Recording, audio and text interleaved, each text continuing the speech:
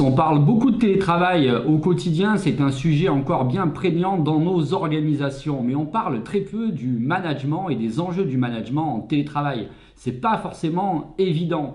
Alors qu'est-ce que l'on peut mettre en place et qu'est-ce que moi je mets en place de mon côté pour essayer de favoriser une ambiance qui soit agréable au quotidien et évidemment productive pour le projet que l'on est en train de gérer. La première des choses, c'est de maintenir une communication au quotidien qui soit, on va dire, la plus sincère possible. Quand on appelle un collaborateur, mon premier réflexe, c'est de lui demander comment il va. Alors toi, comment tu vas aujourd'hui?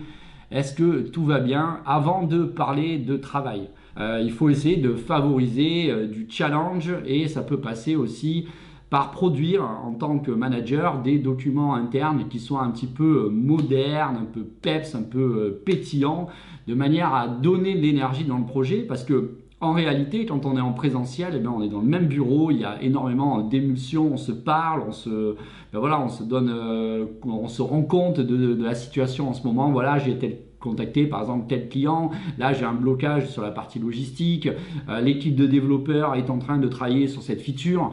Et en fait, voilà, il y a toute cette émulsion sur un plateau que l'on n'a pas forcément en télétravail. Et donc, du coup, se poser, par exemple, une fois tous les 15 jours et faire un document de communication interne destiné aux collaborateurs, et je précise qu'il soit moderne, qu'il donne envie d'être lu, eh bien, je pense que ça permet aussi d'améliorer voilà, le management en télétravail. Enfin, le dernier des points, je terminerai là-dessus, c'est d'aménager des plages où on peut discuter les uns avec les autres de manière informelle et que ce ne soit pas juste uniquement des discussions qui tournent autour du boulot, mais tout simplement prendre un café tous ensemble pour souder l'équipe parce que quand les gens ne se voient pas, eh bien, il n'y a pas forcément la même cohésion.